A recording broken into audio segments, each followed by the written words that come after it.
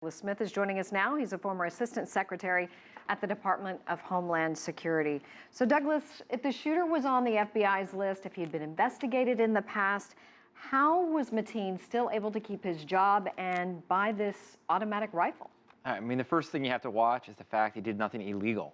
And while they had looked at him and they had seen him, he had done nothing illegal. In this country, you can say things, and he did not say anything illegal to cause him to be put on any sort of list. He was not on any criminal records from any activities he had done.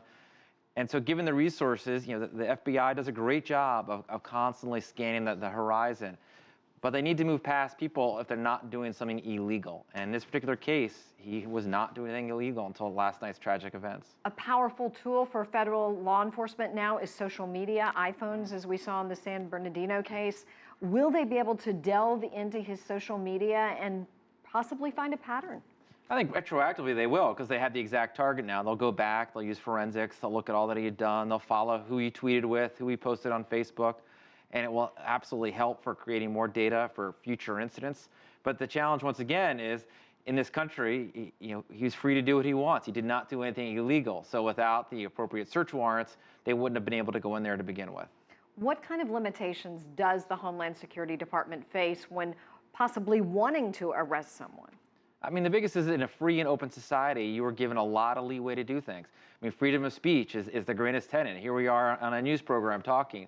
And that's where it all starts in this country. And that's the challenge that DHS faces. Whether it's DHS, Homeland Security Investigations, the FBI, if they see a tangible threat, there's a lot of leeway and there's a lot they can do working with state and local law enforcement.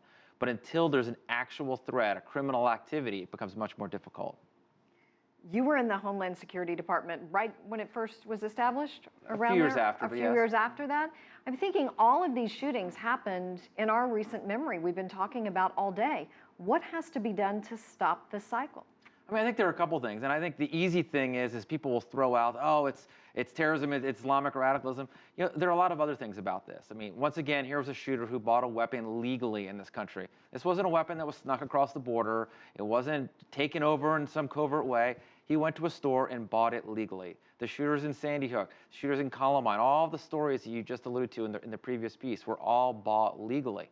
And so, there'll be false red herrings about yelling and screaming, gun rights, no gun rights. I mean, it's a larger topic that needs to be talked about and not against the backdrop of a very heated presidential cycle. That's not going to help matters at all. Well, under your watch, when you were there, you all put out a lot of fires, I'm sure, along the way. A lot of good has come out of the Homeland Security Department and keeping mass shootings like this from happening. I mean, the great challenge is you can't go out there and brag about your wins.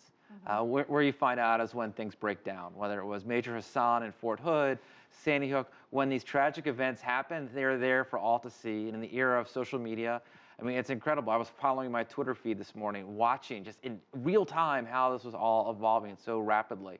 So I guess the debate now, Douglas, moves to these semi-automatic weapons or automatic rifles and how dangerous they really are. I mean, I just don't think how we can't face this. I mean, it was a little shocking today. There were so many members of Congress who were out there so quickly condemning this incident. None of them had voted for the ban on the assault weapon. So should we ban guns? Of course, it's never going to happen in this country. There needs to be an intelligent, rational discussion on how to move forward, working in close conjunction with law enforcement on how to tighten up rules so that truly law-abiding citizens can get them. But in this case, this gentleman, for all we know, was a law-abiding citizen. And so what do you do if a law-abiding citizen wants to go in and buy an assault weapon? I mean, I think that becomes a discussion that we really should have, and we should have the courage to face it in this country. All righty, Douglas Smith, thank you for that.